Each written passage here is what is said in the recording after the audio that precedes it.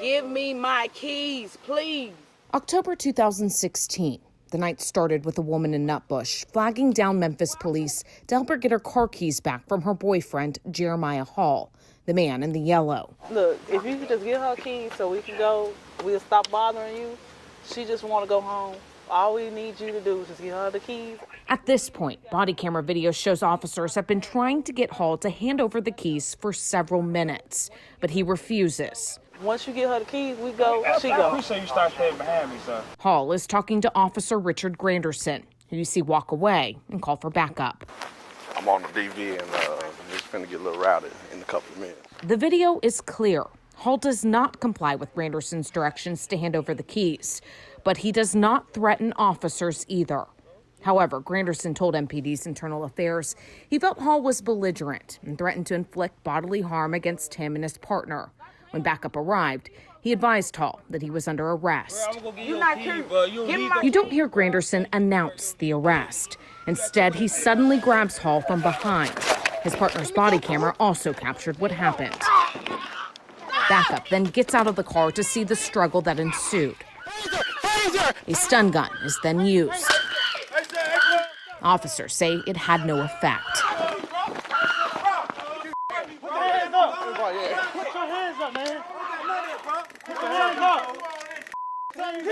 You see Granderson also use his baton. They hit Hall over and over again, all while internal investigators say Hall laid there fetal and defenseless.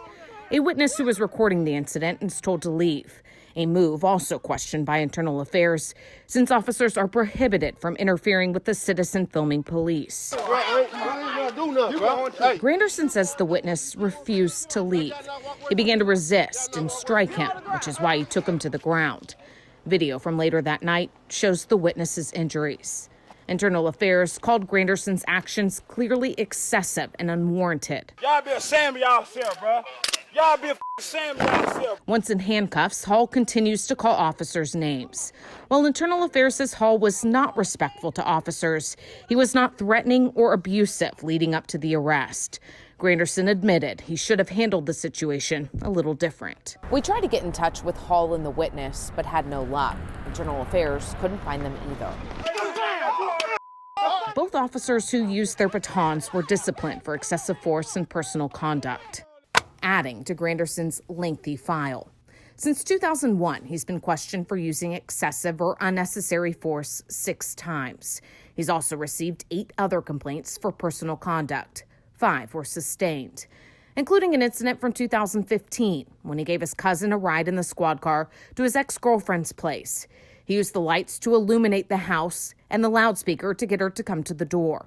He was in full-duty uniform and took no action when his cousin and his cousin's ex got into a verbal exchange. We're still in the early stages of evaluating MPD's policies. Last fall, Police Chief C.J. Davis told us that includes the handling of excessive force complaints. If someone complains on an officer 4 times that they were discourteous, and it's that officer's word against mine, there should be some type of corrective measure put in place for training or whatever the case might be, because chances are that officer is probably discourteous. Davis vowed to put new measures in place. There will be measures put in place for early warning, for corrective actions, and I also plan to really look at what a disciplinary matrix looks like so that we can have consistency in our disciplinary processes. Taking another look at the policy is something the Mayor's Reimagining Policing Advisory Council also asked Davis to do. And I feel confident that she's going to implement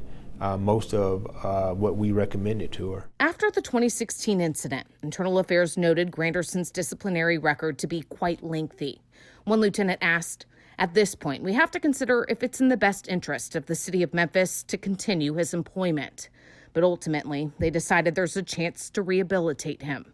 Since then, Granderson was investigated again for personal conduct. Jessica Gertler, WREG News Channel 3.